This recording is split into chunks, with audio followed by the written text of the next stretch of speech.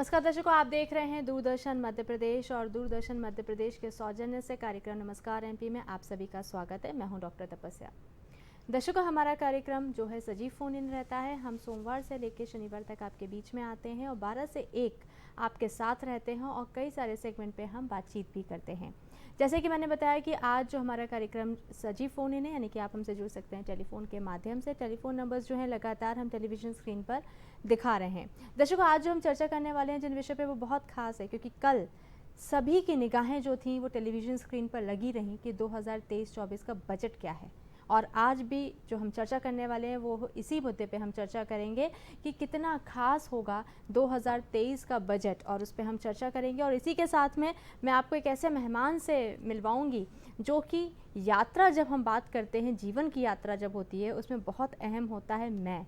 लेकिन क्या मैं को हम में बदल नहीं सकते हैं? इस पर हम ज़रूर चर्चा करेंगे, लेकिन उससे पहले हम नज़र डालते हैं आज की तिथि पर। आज की तिथि है विक्रम संवत 2079, शुक्ल पक्ष की द्वादशी है, दिन है गुरुवार, तारीख है 2 फरवरी 2023।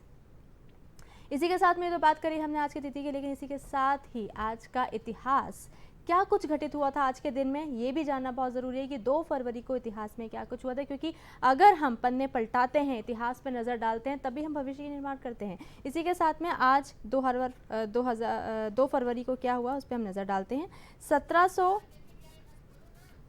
आइए देखते हैं आज क्या खास इतिहास में। 1778 में देश में प्रशासनिक सुधारों के लिए पिट्स नियामक अधिनियम को लागू किया गया आज के दिन में। और इसी के साथ में आज ही के दिन 1814 में कलकत्ता संग्रहालय की भी स्थापना हुई थी। 1862 में भी शंभुनाथ पंडित कलकत्ता उच्च न्यायालय के पहले भारतीय न्यायाधीश बने थे।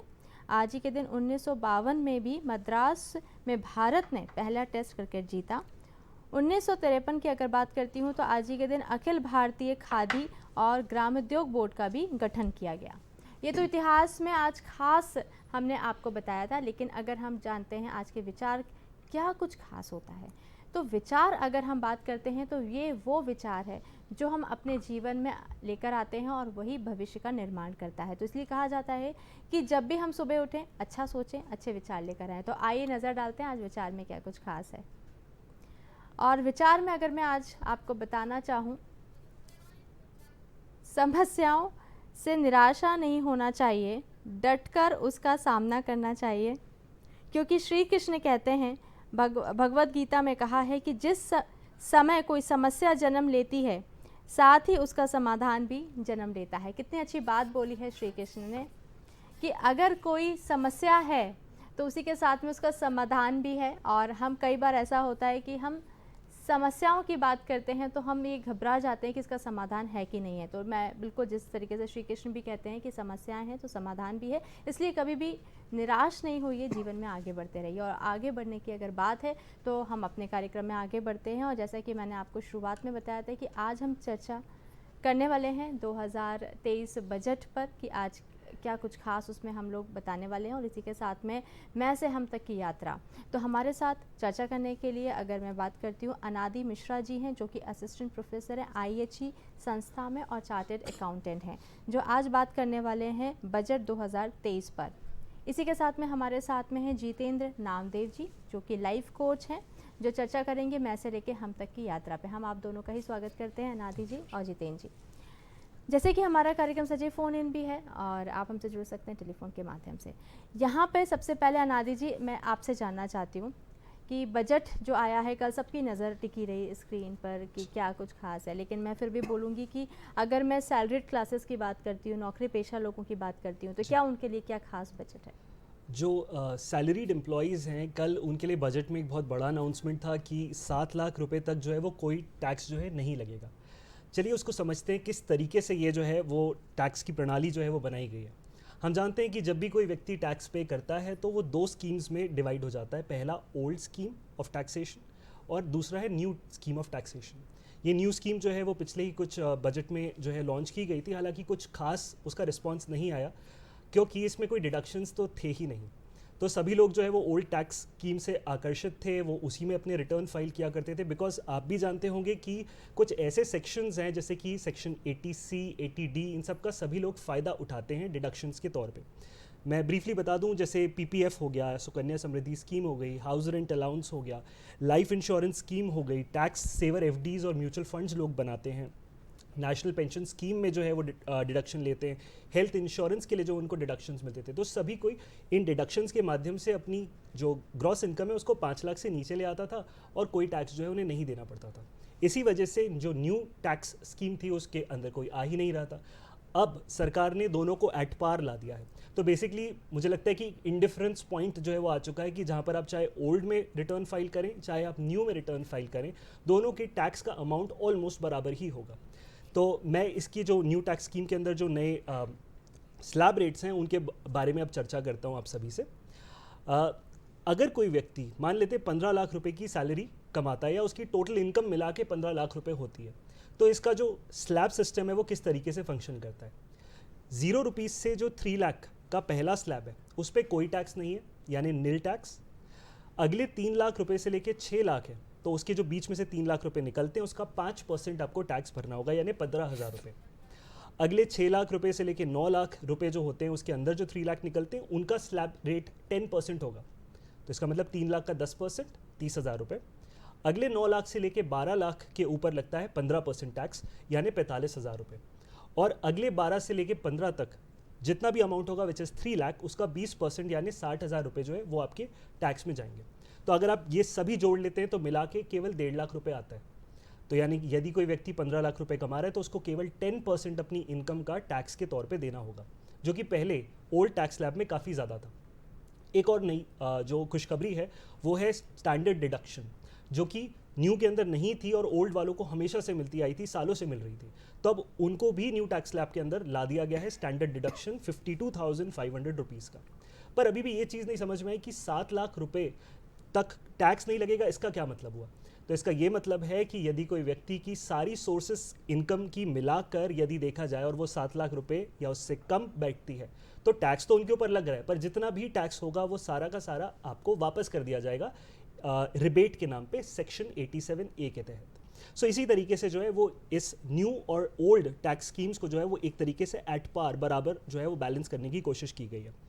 लोग ये याद रखें कि अगर वो सैलरीड हैं तो वो नए और ओल्ड के बीच में जो है बार बार स्विच कर सकते हैं हर अलग फिनेंशियल ईयर में, लेकिन अगर आप एक सैलरीड पर्सन नहीं हैं तो एक बार अगर आप ओल्ड से न्यू में चले गए तो उसके बाद आपको वापस आने का मौका जो है वो नहीं मिलेगा। सो इन चीज़ों का जो है वो ध्यान रख के लोग अपना रिटर्न फाइल कर सकते हैं। मेरा ये आप सभी को सुझाव रहेगा कि आप अपने चार्टर्ड अकाउंटेंट के साथ बैठें और चर्चा करें कि आप कौन से ऐसे टैक्स सेविंग इन्वेस्टमेंट्स हैं, ऐसी स्कीम्स हैं जिनमें आप इन्वेस्ट करते हैं जिसके बेसिस पे वो आपको न्यू और ओल्ड दोनों में आपका टैक्स का अमाउंट बता दें।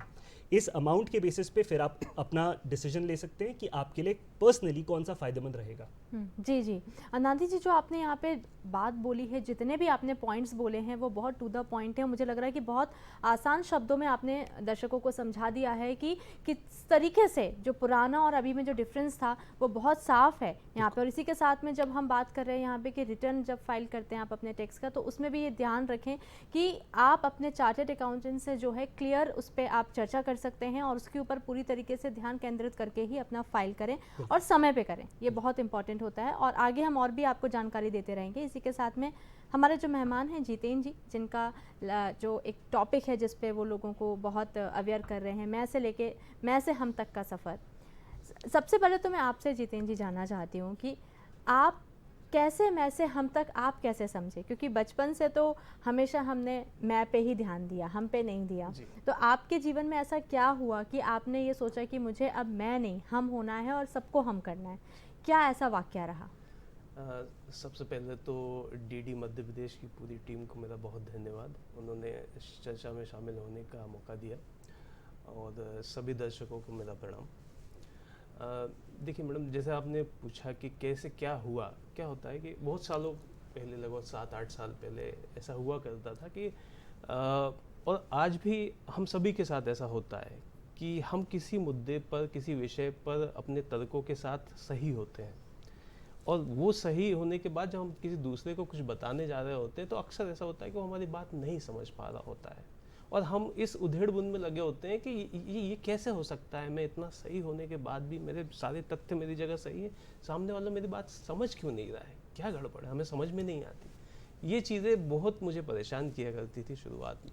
और मैंने जब इस पर सोचने समझना, इस पर रिसर्च करना शुरू किया, तो बात केवल इतनी समझ में आई, मोटी मोटी बात यह है कि थोड़ा दुखद है आज कहने के लिए, लेकिन ये एक सामाजिक सच्चाई है कि हर व्यक्ति आज की परिस्थिति में, आज के परिवेश में मेरा मैं तेरे मैं से कितना बड़ा है, ये मैं साबित करके रहूँगा। इस एक रवैये में उलझा हुआ है, इस एटीट्यूड में उलझा हुआ है, और यहीं से सारे विवादों का जन्म होता है। 99% विवादों का जन्म यहीं से होता है। अगर इसी बात को मैं थोड़ा सा मॉडिफाई करके इस तरह से कह दूं कि नहीं, मेरा मैं तो इम्पोर्टेंट है, लेकिन आपके मैं का भी मैं सम्मान करता हूँ।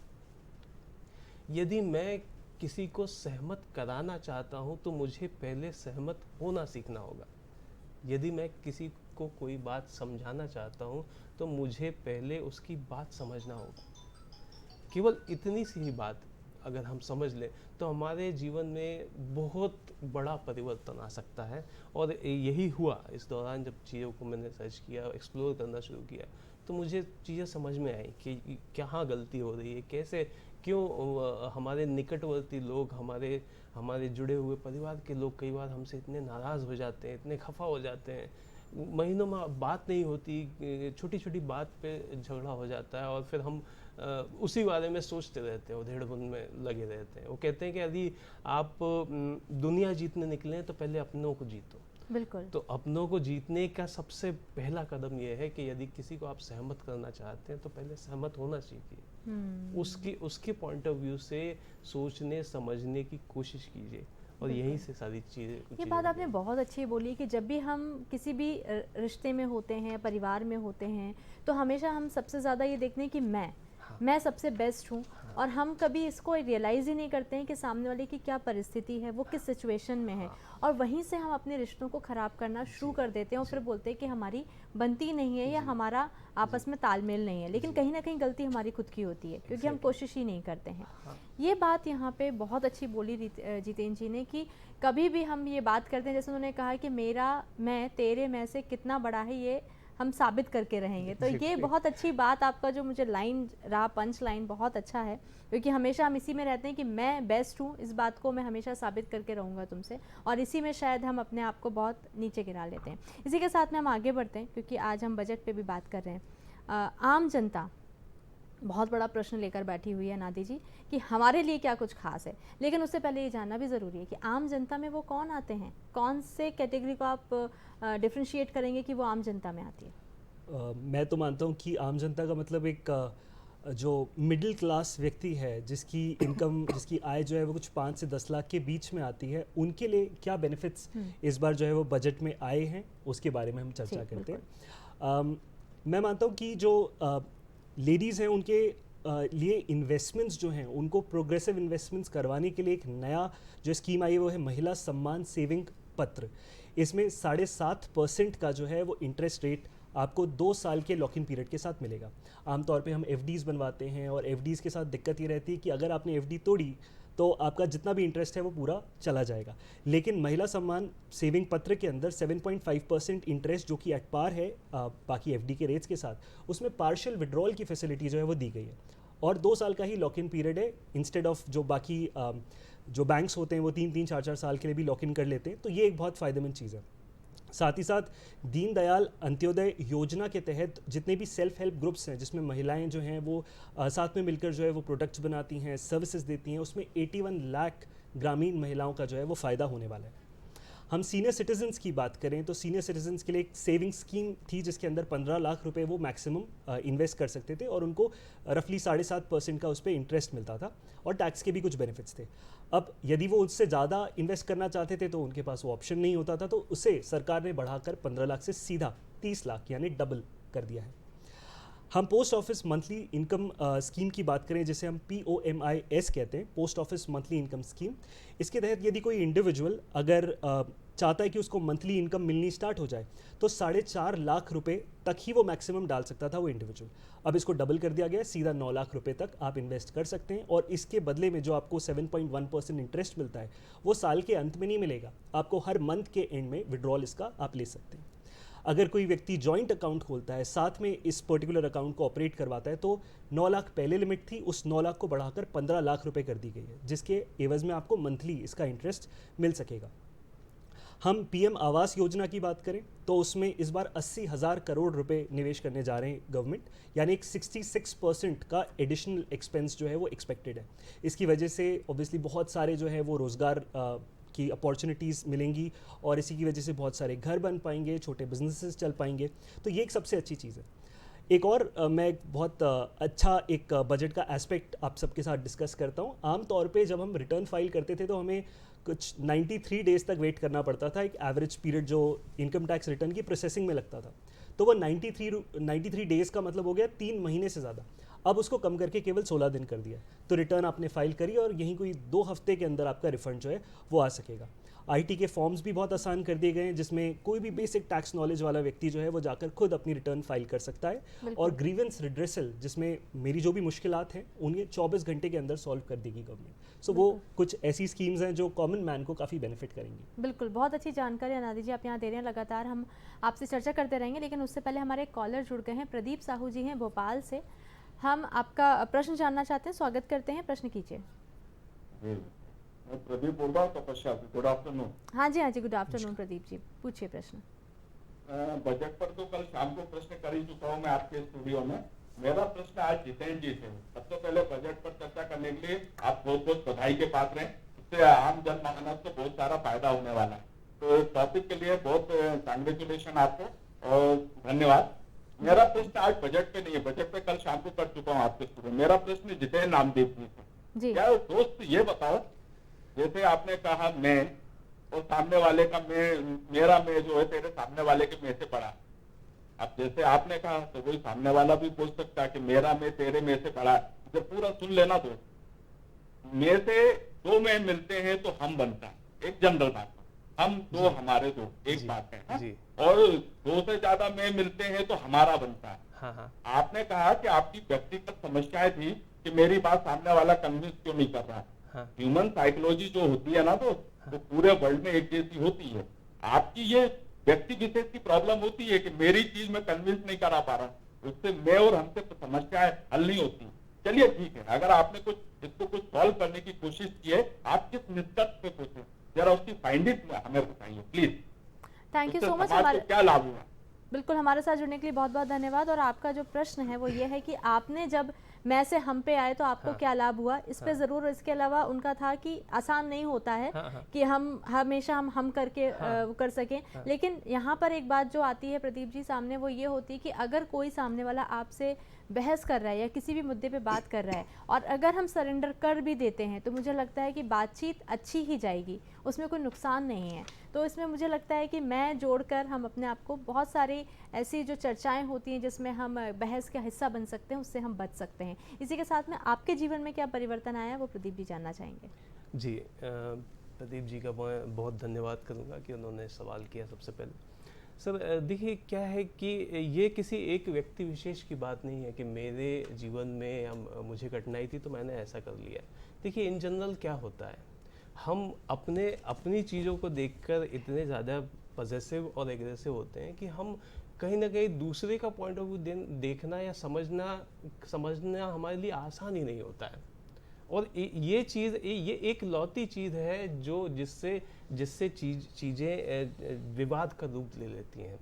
हम अक्सर ऐसा होता है। देखिए हम तो समझ रहे हैं कि ये ठीक है हमारे लिए, लेकिन दूसरे व्यक्ति, देखिए मैंने कहा था ना कि आप कल हमारा डिस्कशन भी हो रहा था, तो मैंने कहा कि आप जो आज हैं उसके आपके सोचने में, आपके व्यक्तित्व में जो कुछ भी आज आप सोच समझ रहे हैं उसमें बहुत कम योगदान आपके स्वयं का है। आप जो कुछ भी आप हैं, जो मैं जितेंद्र नामदेव, जो मेरा शख्सियत है, मेरी जो पर्सनालिटी है, मैंने जो सीखा वो उसके बनने में मेरा परिवार, मेरे आसपास के लोग, मेरे टीचर्स, मेरे फ्रेंड सर्कल, सभी ने मिलकर मुझे बनाया है। इसी तरह दूसरे व्यक्ति जो जिसके साथ हम विवाद में हैं या जिससे हम बात कर रहे हैं, उसकी समसामयिक परिस्थितियों ने, उसके दोस्तों ने, उसके मित्रों ने उसको मिलके उसको बनाया है। जो आप सोच रहे हैं, मुद्दे की बात यह है कि यदि आप आज सांप नहीं हैं तो कारण केवल इतना है कि आपके माता पिता सांप नहीं हैं। हो सकता था कि आप उस परिस्थिति में वहाँ आपको वैसी सोच मिली होती, आपको वैसा परिवार मिला होता, आपको वैसा समझ, आपको वैसा शरीर, आपको सोचने का तरीका भगवान ने वैसा दिया। It's just a matter of chance. ये केवल चांस की बात है कि आप वहाँ खड़े होकर नहीं सोच रहे। इसके लिए आप बिल्कुल बेशक अपने आप को भाग्यशाली समझ सकते हैं कि ये चीज़ जो है वो मैं इस तरह से सोच रहा हूँ, लेकिन यदि उस तरफ से आप सोच के देखेंगे तो वो भी अपनी जगह सही सोच रहा है। अब मैं छोटा सा एग्जांपल देता हूँ। जैसे कहा जाता है कि हम चीज़ों को कैसे अपने तरीके से कैसे देखते हैं। जैसे आप एक कल्पना कीजिए, एक घृणित सा दिखाई देने वाला समुद्री जीव है, उसको देख के एक मानव मन के अंदर होती है चीज़ें कि उस कई बार घृणा के भाव भी आते हैं उसको देख के। अब हमें देख के हम जब उसे देख रहे हैं तो हमारे अंदर घृणा पैदा हो रही है। हम सोचते हैं कि यार कितना, उसको देखना भी मुश्किल है, इतना घृणित है। लेकिन यदि उसके पॉइंट ऑफ व्यू से देखा जाए तो वो कुछ नहीं, केवल जीवित रहने का एक प्रयास कर रहा है। वो हो सकता है कि वो अपने बच्चों के लिए खाना ले जा रहा हो सकता है वो केवल वो कुछ नहीं चाहता, वो केवल जीवित रहना चाहता है। जो इस तरह की आप सोच आपके मन में आ जाती है तो आपको फिर आपकी वो घृणा, आपके जो पूर्वाग्रह है वो खत्म हो जाते हैं। यही होता है। देखिए आप बड़े बड़े लोगों को खुले तौर पर अन्याय करते हुए देखेंगे छोटे व्यक्तियों के साथ। क्यों होता है वो? क्योंकि हम तो अपनी जगह सोच के हम वहां से कभी देखने की हम कोशिश ही नहीं करते। बिल्कुल। और यही एक सोच, यही एक रवैया जो है वो हमें इतना एडमेंट, इतना हठ धर्मी बना देता है कि हमारे लिए दूसरे के पॉइंट ऑफ व्यू को एकोमोडेट करने का कोई स्कोप ही नहीं रह जाता। विवादों की शुरुआत यही से होती है। ये केवल मेरी बात नहीं, आप आसपास लोगों को देखिए। लोग, आप जिला सत्र न्यायालय भोपाल में चले जाइए, लोग ऐसी बातों पर झगड़ा करते हुए मिल जाएंगे आपको, जिसको सुनकर केवल आप हंस सकते हैं। बिल्कुल बिल्कुल। आपने मुझे अपनी शादी में इनवाइट नहीं किया, इस एक बात को लेके ऐसा झगड़ा बना जो आज कोर्ट तक पहुंच गया। बिल्कुल। एक जो ईगो, एक जो हम अहम लेकर जो बैठे होते हैं, हाँ। शायद वही रिश्तों को सबसे ज़्यादा तोड़ता है। मुद्दे शायद इतने बड़े नहीं होते हैं जितना हमारा खुद का अहम बड़ा होता है। वही एक कारण होता है जो हमको ख़त्म कर देता है। हम आगे चर्चा और करेंगे आपसे। इसी के साथ में मैं अनादि जी आपसे जानना चाहती हूँ, पर्यावरण को लेकर भी बजट पेश किया गया, क्या खास है? क्योंकि बड़ा अच्छा है कि ये एक इनिशिएटिव है, क्योंकि पर्यावरण को लेकर हम सब कहते हैं कि बचाना है, लेकिन उसके लिए क्या कुछ टेक्निकल चीज़ें हैं जो ज़रूरी होती हैं, जो बजट में शामिल करना भी ज़रूरी था, वो हम जानना चाहेंगे। बिल्कुल। मैं मानता हूँ कि इस बार का जो बजट है वो पॉकेट फ्रेंडली होने के साथ साथ इको फ्रेंडली भी है। और जो भी कंपनीज़ हैं, इंडिविजुअल्स हैं, उन्हें ग्रीन क्रेडिट प्रोग्राम जो है उनके लिए लॉन्च किया गया है, जिसमें उन्हें इंसेंटिवाइज़ किया जाएगा। कोई भी सस्टेनेबल प्रैक्टिसेस अपनाते हैं, कोई ऐसे काम करते हैं जिसकी वजह से पर्यावरण की सुरक्षा होती है, तो उन्हें ग्रीन क्रेडिट्स मिलेंगे, जिससे बाद में इंसेंटिवाइजेशन के दौरान उसको जो है वो वापस मनी में कन्वर्ट किया जा सकता है। इस बार हम सरकार का रुख भी देख रहे हैं कि मिनिस्ट्री ऑफ एनवायरनमेंट को 3000 करोड़ रुपए की जो है वो राशि दी जानी है, जिसकी वजह से वो कॉम्बैट कर पाएंगे क्लाइमेट चेंज। और जो ग्रीन हाइड्रोजन मिशन है, नेशनल ग्रीन हाइड्रोजन मिशन, उसके अंदर भी 20,000 करोड़ रुपए जो है वो डाले जा रहे हैं। हम जानते हैं कि फॉसिल फ्यूल्स जो हैं, जो कि नॉन रिन्यूएबल सोर्सेज हैं, उसका डिप्लीशन बहुत तेज़ी से हो रहा है और उसकी वजह से पॉल्यूशन भी बहुत ज़्यादा हो रहा है। तो इसका कब तक जो है वो हम इस पर डिपेंडेंस रख सकते हैं? इस वजह से एक ऑल्टरनेटिव जो एनर्जी का डिपेंडेंस है वो अब उस पर रिसर्च स्टार्ट हो गई है, जिसे ग्रीन हाइड्रोजन मिशन कहा जाएगा। हम जब भी कार खरीदने का सोचते हैं तो हमारे दिमाग में हमेशा आता है पेट्रोल की प्राइसेस बहुत ज़्यादा बढ़ रही हैं, डीजल की प्राइसेस बढ़ रही हैं, तो क्यों ना इलेक्ट्रिक व्हीकल खरीदी जाए। तो इलेक्ट्रिक व्हीकल में लगने वाली जो बैटरी है, जो लिथियम आयन बैटरी कहलाती है, इसे हम बाहर से जो है वो इंपोर्ट करते हैं। तो इसकी इंपोर्ट की जो टैक्सेस हैं जो इसके ऊपर लगाए जाते हैं वो अब कम किए जा रहे हैं, जिसकी वजह से बैटरी सस्ती होगी, जिसकी वजह से अल्टीमेटली वो जो 2 व्हीलर या 4 व्हीलर है वो भी सस्ती हो जाएंगी।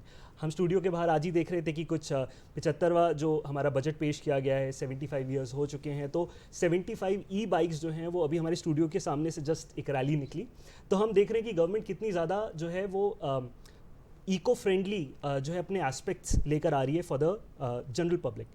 मैनग्रोव प्लांटेशन भी किया जाना है। जो भी वेटलैंड्स हैं या जो भी सैंड एरियाज़ हैं उनके अंदर मैनग्रोव प्लांटेशन का मतलब होता है कि एफॉरेस्ट्रेशन बढ़ना, ज़्यादा पेड़ उगाने, साथ ही साथ जो ऑर्गेनिक वेस्ट हैं उसके लिए बायोगैस के प्लांट्स जो हैं वो सेटअप होने हैं। जिसकी वजह से हम मीथेन जैसी जो गैस है उसकी मदद से एनर्जी का वापस से रीयूज़ कर सकते हैं। डायमंड की जब भी बात की जाती है तो डायमंड को हम जनरली उसका खनन करते हैं, उसकी माइनिंग करते हैं, जिसमें बहुत ज़्यादा जो है वो पोल्यूशन के लेवल्स बढ़ जाते हैं। इसका एक ऑल्टरनेट सोर्स अब आया है डायमंड माइंस की जगह लैब ग्रोन डायमंड्स को खुद बनाना, लेबोरेटरी के अंदर जो है वो डायमंड बिल्कुल। खुद बनाना। तो ये भी टेक्नोलॉजी और इनोवेशन के माध्यम से हो बिल्कुल सकता है। अनादि जी, हम इस पे हम ज़रूर आगे चर्चा करेंगे, लेकिन उससे पहले मैं आपको बताना चाहती हूँ कि एक हमारे एक्सपर्ट जुड़ गए हैं हमारे साथ, फ़ोन पे हमारे साथ जुड़ेंगे।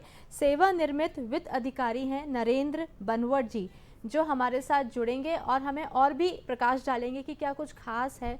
चर्चा हम करेंगे उनसे अभी। आइए हम आपका स्वागत करते हैं नरेंद्र जी। जी नमस्कार। जी नमस्ते जी नरेंद्र जी, हम चाहेंगे कि अभी जो बजट हाल ही में कल जो पेश किया गया है, आप उसके बारे में क्या कहना चाहते हैं? मैडम, इस बजट को समथिंग बेटर देन नथिंग कह सकते हैं, क्योंकि जी। ये जो छूट जो दी है 5 लाख से 7 लाख की बेसिकली इसलिए दी है क्योंकि जो पहले लोग जो है वो नए टैक्स रिज्यूमे में नहीं जा रहे थे, तो वो प्रोत्साहित हों और उसमें जाएं तो और सेविंग खत्म हो जाती है तो 2 लाख रुपए वैसे जुड़ जाता। तो 5 से 7 करने की कोशिश इसलिए की ताकि लोग नए उससे जुड़े, ताकि वो पुराने को किसी तरह खत्म कर सके, ये दिखता है। और रिटायर्ड लोगों को जो 15 लाख से 30 लाख किया है उन्होंने सीनियर सिटीजन के लिए, वो जरूर बेहतर है। पूंजीगत व्यय बेहतर किया है क्योंकि बड़ा फंड उसमें दिया है। इसके अलावा आप देखेंगे तो महिलाओं के लिए जो एक 2 लाख रुपए की स्कीम लाए हैं 7.5% से, उसमें भी कोई बड़ा तो नहीं है, लेकिन ये उसमें भी यही कह सकते हैं कि कुछ थोड़ा सा कुछ देने का प्रयास किया है, क्योंकि अभी जो बैंक रेट है वैसे भी 7 से 7.5% के बीच में जा रही है सब, पर फिर भी बेहतर कह सकते हैं। बिल्कुल, अगर मैं एजुकेशन और हेल्थ सेक्शन की बात करती हूँ कि एजुकेशन और हेल्थ सेक्टर में क्या कुछ नया आया है बजट में, ये भी मैं जानना चाहूँगी। जी, हमारा शायद संपर्क उनसे टूट गया है, नरेंद्र जी से। तो हम यहाँ पे अपनी चर्चा को आगे बढ़ाते हैं। अनादि, जैसे कि आप यहाँ पे बता रहे थे, उसको कहाँ आपने माइंस डायमंड के बारे में बात की थी, उसके आगे क्या आप बताना चाह रहे थे? जी, मैं ये कहना चाह रहा था कि डायमंड माइनिंग जो है, जो इतना ज़्यादा उसके खनन से जो प्रॉब्लम्स होती हैं, इकोलॉजी को जो प्रॉब्लम्स होती हैं, वो अब लैब ग्रोन डायमंड्स की मदद से जो है वो काफ़ी हद तक सॉल्व हो सकेगी।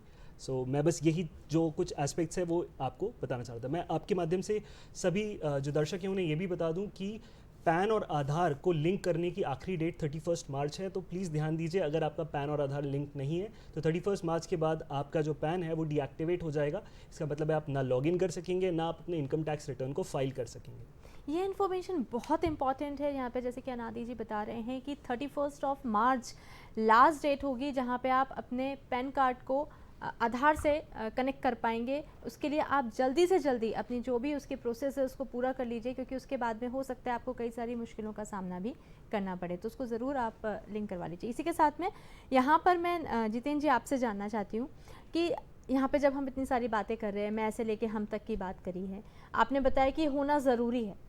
अगर होना ज़रूरी है तो मुश्किल क्यों है?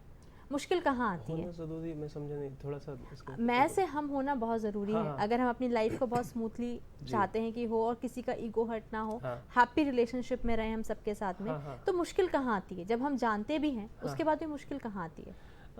जी, देखिए क्या है, जो मैं समझ पाता हूँ इन चीज़ों को, कि हर व्यक्ति की दुनिया उसके स्वयं के मैं के आसपास बसी हुई है। यदि मैं आपसे कहूँ कि एक ग्रुप फोटोग्राफ जिसमें आप मौजूद हैं, उसको जब आप देखते हैं तो सबसे पहले किसको देखते हैं? खुद को ही देखते हैं। अपने आप को देखते हैं, ऑफ कोर्स। आपका नाम तपस्या तोमर जी, जितेंद्र नामदेव, अनादि मिश्रा, आपका नाम इस दुनिया में आपके लिए सबसे प्यारा शब्द है। आप हर जगह इसे सुनते हैं, सुनना चाहते हैं, जब ये नाम लिया जाता है आप खुश होते हैं।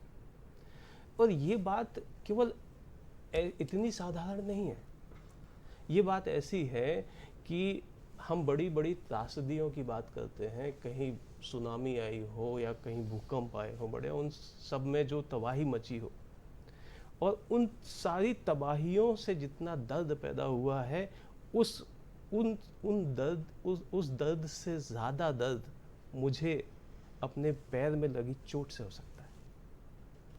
वो इसलिए है क्योंकि ये मेरे शरीर में हो रहा है, वो इसलिए है क्योंकि ये मुझसे जुड़ा हुआ है। इसी तरह देखिए, तो मैंने कहा कि आपका मैं इतना साधारण नहीं, आपके मैं के आसपास आपकी पूरी दुनिया रची बसी हुई है। और हमने बहुत वेटेज भी देके रखा हुआ जी है। जी जी, वेटेज आपका मैंने कहा देखिए, मैं खत्म होने के या मैं को लोग कहते हैं कि मेरे अंदर ईगो नहीं है, या फिर ईगो को अलग अलग तरीके से डिफाइन करते हैं। मैं आपको बहुत संक्षेप में बताता हूँ। ईगो के केवल दो ही परिस्थितियाँ होती हैं जब व्यक्ति के अंदर ईगो ना हो। पहली परिस्थिति होती है जब उसने अपने आप को संत के स्तर तक ऊपर उठा लिया है, वो उसने अपने मैं को सर्वस्व में परमपिता परमेश्वर में विलीन कर दिया है, वो हर चीज़ में अपने आप को देख रहा है। जैसे हम कहते हैं ना कि हर कण कण में भगवान है, तो भगवान में ही उसने अपने आप को समर्पित मिला लिया है, और हर चीज़ में वो स्वयं को और भगवान को एक साथ देख रहा है। दूसरी परिस्थिति वो है जब उस शरीर में प्राण ही न बचे हो, तब मैं नहीं रहेगा। तो हर जगह हर व्यक्ति कोई छोटे उसमें रखता है, कोई बड़े उसमें रखता है, कोई ऊपर रखता है, कोई नीचे रखता है, लेकिन मैं हमेशा मौजूद होता है। और मुद्दे की बात केवल ये है कि जैसे आपके मैं के आसपास आपकी दुनिया बसी हुई है, वैसे ही दूसरे व्यक्ति के मैं के आसपास उसकी पूरी दुनिया बसी हुई है। जी बिल्कुल। हम अधिकतर समय क्या करते हैं कि अपने मैं को साबित करने के लिए दूसरे के मैं को अपने पैरों तले रोन देते हैं, इस निर्दयता के साथ कि हमें ज़रा भी उसको चोट पहुंचाने में, उसके मैं को ख़त्म करने में कोई संकोच नहीं होता। बिल्कुल, बिल्कुल। और यहीं से फिर जो कि ना यही प्रॉब्लम आती है कि जब आप स्कोप लिमिटेड कर देते हैं, आप दायरा सीमित कर देते हैं, आप दूसरे के पॉइंट ऑफ व्यू को समझने की ज़रा भी गुंजाइश नहीं छोड़ते हैं, तो फिर मुश्किलें पैदा होती हैं। बिल्कुल बिल्कुल, बहुत अच्छी बात आपने करी है कि हमें सिर्फ अपने मैं की ही रिस्पेक्ट नहीं करनी है, सामने वाले की मैं की भी अगर रिस्पेक्ट करते हैं तो बहुत आसान हो जाता है। और जब हम बात सबकी कर रहे हैं तो यहाँ पर हम सबकी बात करते करते जो स्मॉल बिजनेस के लिए जो बजट है उसकी भी हम बातचीत करेंगे, क्योंकि वो बहुत इंपॉर्टेंट है। छोटे छोटे जो उद्योग होते हैं उनको क्या लाभ मिलने वाला है इस बार? जी, तो जैसा सर कह रहे हैं कि अपने मैं से आगे दूसरे के मैं को जो है वो तवज्जो देनी चाहिए, तो सरकार ने भी अपने मैं से ज़्यादा जो है वो छोटे बिजनेसेस के मैं को जो है वो क्रेडिट दिया हुआ है in the form of MSME, जिसे हम माइक्रो स्मॉल और मीडियम एंटरप्राइजेस कहते हैं, जो कि कोविड के दौरान काफ़ी बुरी तरीके से इम्पैक्ट हुए थे। उनमें से कई कंपनी बंद हो गई, कई मर्ज हो गई, कई जो है वो इंसॉल्वेंसी में चली गई। तो सरकार ने उनके लिए 9,000 करोड़ रुपए एलोकेट करें क्रेडिट स्कीम के तहत, ताकि वो सस्ते लोन ले सकें और प्रॉफिट बनाकर बड़े बन सकें जल्दी। अगर हम कैपिटल एक्सपेंडिचर की बात करें तो ब्रिज, रोड्स, मेट्रो, इंफ्रास्ट्रक्चर, इन सब में 10 ट्रिलियन रुपीस जो है उसका फंड जो है वो इन्वेस्ट किया जा रहा है यूनियन के द्वारा। तो आप सोचिए कि उसमें कितने ज़्यादा ज़ीरोज़ हैं, जिसकी मदद से जो है वो कैपिटल इंफ्रास्ट्रक्चर पे काफ़ी जो है वो भार दिया गया।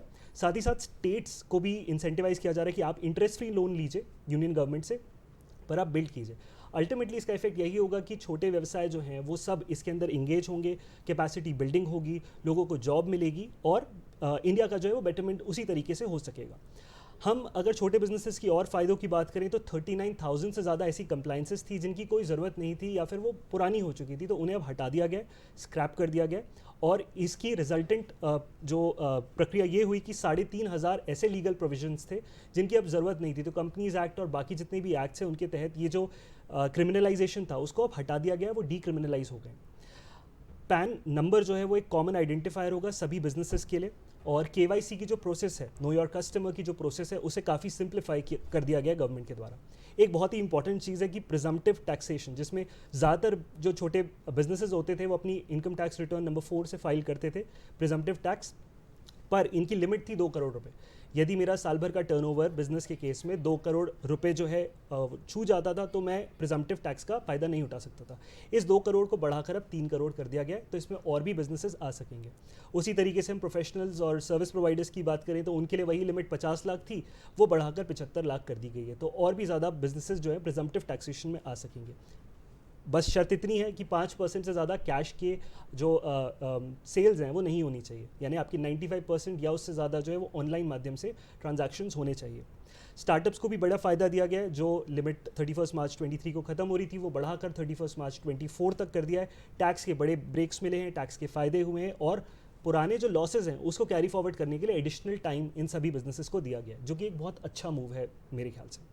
जी बिल्कुल, बहुत अच्छी बात यहाँ पे अगर मैं स्मॉल बिज़नेस के लिए करती हूँ तो बहुत अच्छे यहाँ पे बजट पेश किया गया है जो लोगों को काफ़ी फ़ायदा भी होने वाला है।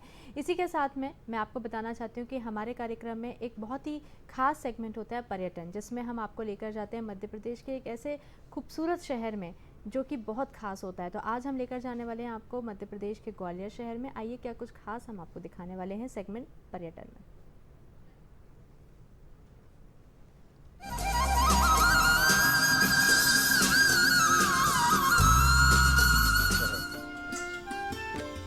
मध्य प्रदेश के भौगोलिक किनारे पर स्थित है ग्वालियर। ग्वालियर भव्य और शानदार इमारतों की एक सीमा प्रदान करता है। ग्वालियर के किले वास्तुशिल्प कौशल और जटिल डिजाइन के महान उदाहरण हैं। ग्वालियर का पहाड़ी किला और ग्वालियर शहर उत्तर भारत के इतिहास के अभिन्न अंग रहे हैं। ग्वालियर किला बलुआ पत्थर की ठोस दीवारों से घिरा लगभग 3 वर्ग किलोमीटर में फैला हुआ है। ग्वालियर किले में 3 मंदिरों, 6 महलों और कई पानी के टैंक सहित कई ऐतिहासिक महत्व के स्थान हैं। ये लगभग अजेय संरचना और शायद भारत में सबसे सुरक्षित किला था। ये भी भारत में किले के बीच पर्ल के रूप में जाना जाता है। समय के एक बिंदु पर ग्वालियर का किला उत्तर और मध्य भारत के सबसे अजेय किले के रूप में माना गया था। ग्वालियर में पहाड़ी किला चोटीदार आकार में एक एकांत दक्षिण पूर्व, दक्षिण और दक्षिण पश्चिम में अन्य तुलनीय पहाड़ियों से घिरे एक पहाड़ी पर बनाया गया है। यह भारत में सबसे बड़े किलों में से एक है। कहा जाता है कि यह किला 8वीं सदी में बनाया गया था। पहाड़ी की चोटी पर स्थित शक्तिशाली ग्वालियर किले से पूरा शहर दिखाई देता है। किले की दीवारें खड़ी ढलान पर रास्ता देती हैं। यह किला कई बार कई लड़ाइयों के लिए एक गवाह रहा है। किले के एक घुमावदार मार्ग है जो लगता है पहाड़ी है और पहाड़ी में नक्काशीदार जैन तीर्थंकरों की मूर्तियों द्वारा किले के ऊपर पहुंचा जा सकता है। इसकी दीवारों के भीतर इस गढ़ में मध्ययुगीन वास्तुकला के खजाने कई चमत्कार महलों, मंदिरों और अन्य संरचनाओं के रूप में दिखाई देते हैं। किले के सबसे प्रख्यात महलों में है आश्चर्यजनक अलंकृत मान मंदिर महल, जिसे मानसिंह पैलेस भी कहा जाता है। ग्वालियर के किले ने इतिहास में कई उतार चढ़ाव देखे हैं। लगभग 500 साल के दौरान ग्वालियर का किला एक शासक से दूसरे शासक के पास चला गया। इसके केंद्र में एक बगीचा है जिसमें महाराज जयाजी राव सिंधिया की एक विशाल मूर्ति संगमरमर के चबूतरे पर बनी हुई है। यह छतरी इटालियन शैली में निर्मित है। महाराजबाड़ा की चारों दिशाओं में शॉपिंग सेंटर स्थित हैं। General post office, state bank of India के विशाल भवन, टाउन हॉल और विक्टोरिया बाजार और महाराजबाड़ा परिसर में सुंदर प्रतिष्ठानों की विशेष सुविधा देखने लायक है।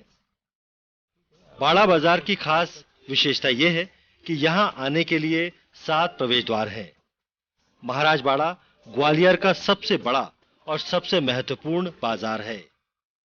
महाराजबाड़ा की वास्तुकला बड़ी ऐतिहासिक और सुंदर है। इसका कारण है महाराज जयाजी राव सिंधिया का वास्तुकला प्रेम।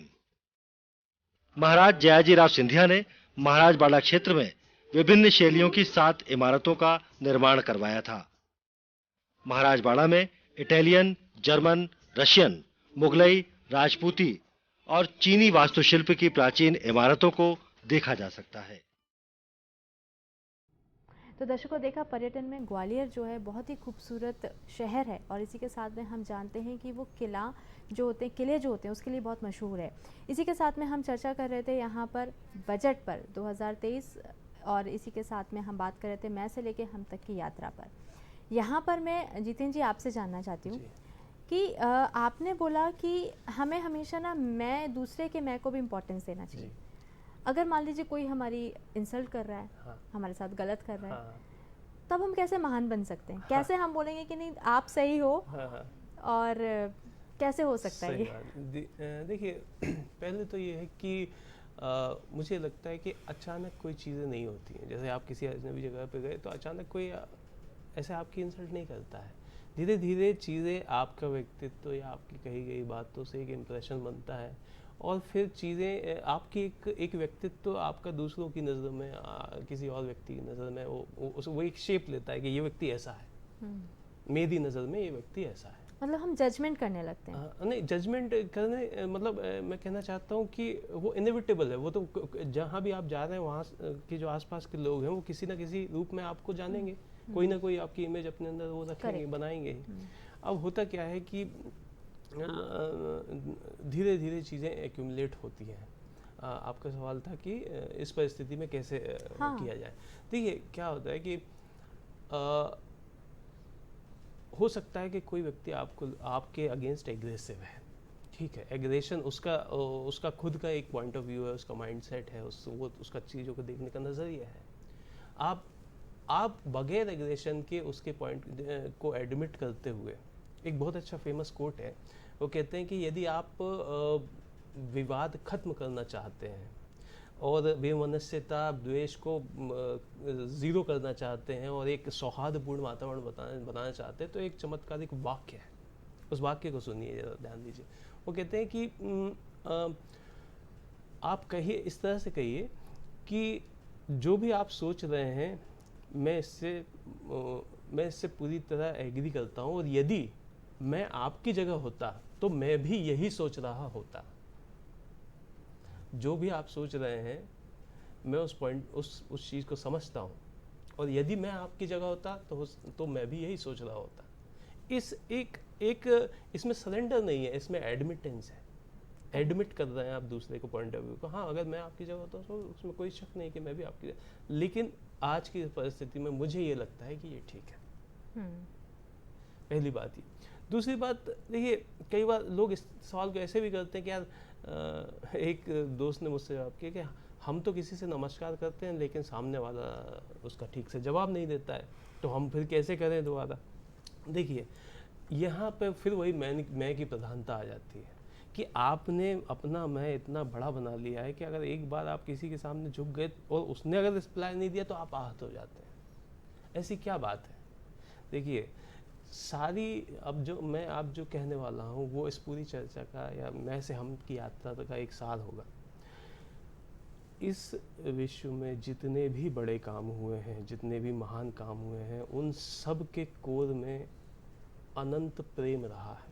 बिल्कुल। आपके अंदर प्रेम की अनंत संभावना है तो आप महान काम कर जाएंगे। और जितनी बड़ी त्रासदियाँ हुई हैं, चाहे वो वर्ल्ड वॉर 1 हो 2 हो, उसके अंदर प्रेम का अभाव रहा है। आप दूसरे से नमस्कार इसलिए कर रहे हैं कि आपको बदले में वो नमस्कार करेगा। क्या हम इसलिए नमस्कार नहीं कर सकते कि हम उसका हालचाल जानना चाहते हैं? अच्छा, इसका जितिन जी सबसे ज़्यादा फ़ायदा खुद को ही होता है। एग्जैक्टली मैं ये कहना चाहता हूँ कि ये कोई ऐसी चीज़ नहीं है जो हम कहीं बाजार में खड़े होकर सेल कर रहे हैं। ये केवल इतना है कि यदि आप अपने जीवन को आसान बनाना चाहते हैं तो इसका जो सबसे बड़ा बेनिफिशियरी होंगे आप खुद होंगे। मैं खुद अपना एग्जांपल देता हूँ कि आज से कुछ साल पहले मैं जब दूसरों की सोच को समझने और सोचने की बात नहीं करता था या कोई अलाउ नहीं करता था उनको, तो मैं हर जगह लोगों से विवाद की स्थिति में रहता था। मेरे बहुत निकट संबंधी, इवन यहाँ तक के पिता, मेरी बहनों से भी मेरे विवाद हुए, और ये प्रक्रिया हमेशा चलती रहती थी। और हमेशा आप खुद अपने आप को हमेशा बेचैनी में, हमेशा आपके अंदर एक चीज़ कि ये चीज़ वो ऐसा क्यों हो रहा है, वो कोई नहीं समझ रहे हैं लोग या मैं नहीं समझ पा रहा। ये चीज़ों में आप खुद उधेड़-बुन में अपनी स्वयं की एनर्जी वेस्ट करते हैं, अपना टाइम वेस्ट करते हैं। देखिए मैं कई बार ये कहता हूँ कि किसी का कहा गया एक वाक्य नहीं, एक शब्द आपकी कई रातों की नींद उड़ा सकता है। बिल्कुल सही बात। लेकिन ये चीज़ अचानक नहीं होती है। ये चीज़ कहीं मौका पाकर, किसी अजनबी से तो आप कुछ नहीं कहेंगे कठोर, किसी व्यक्ति को जानते हैं, उसको समझते हैं, उसके बारे में, तभी होगा वो चीज़।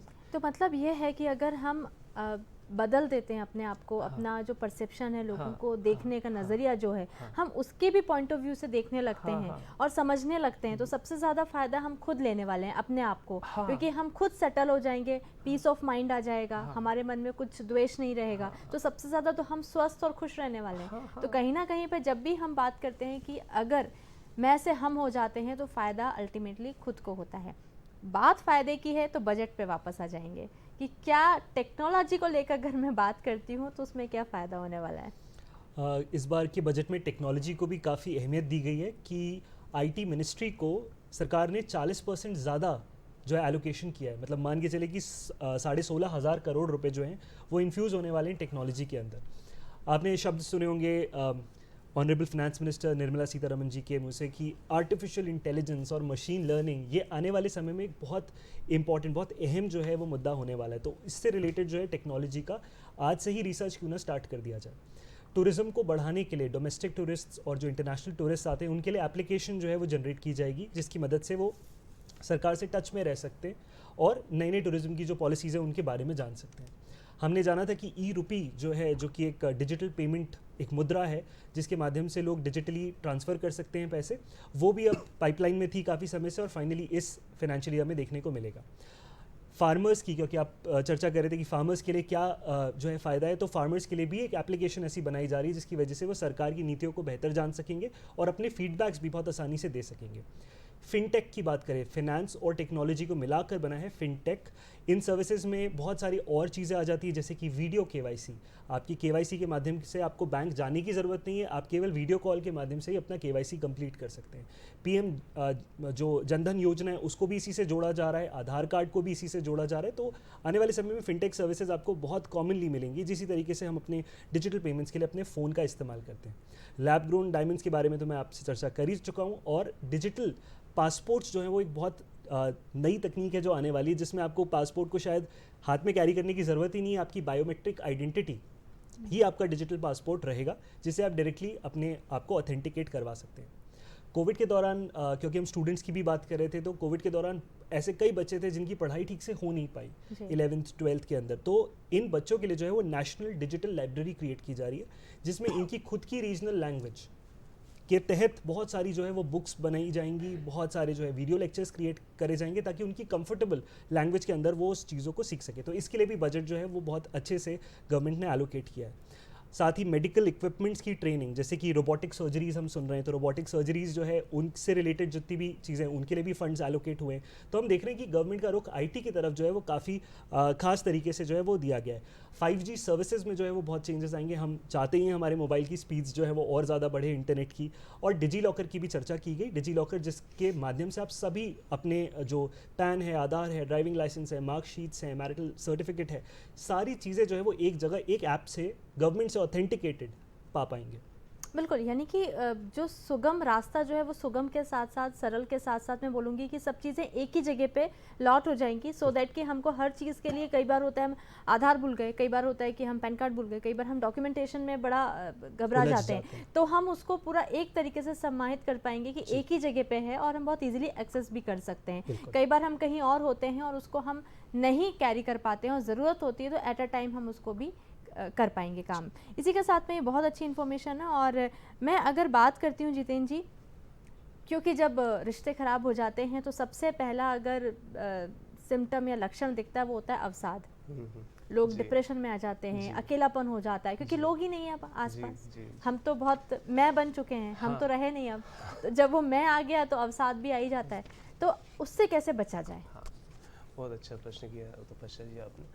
देखिए, एक स्टडी है, मैं यहाँ उसका जिक्र करना चाहूँगा। रॉबर्ट वॉल्डिंगर करके एक साइंटिस्ट हैं, पिछले 80 सालों से एक रिसर्च कर रहे हैं वो, और 724 लोगों को उन्होंने स्टडी किया है पिछले 80 सालों में, और उनके जीवन की हर एक गतिविधि को वो नोट करते हैं, यहाँ तक कि उनके ब्लड प्रेशर से लेके उनकी डायबिटीज़, उनके ब्लड सैंपल, उनके स्पाउसेस, उनके बच्चे, वो कैसे लाइफ में आगे प्रोग्रेस कर रहे हैं, ये जानने के लिए कि what is the reason of happy and healthy life.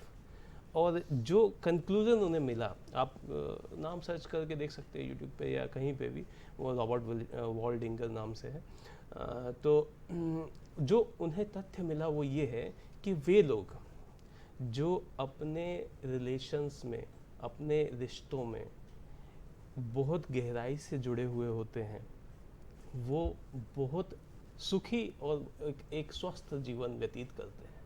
और जिनके पास रिश्ते नहीं होते हैं, जिनके पास लोग जुड़ने के लिए लोग नहीं होते हैं, वो अवसाद में चले जाते हैं।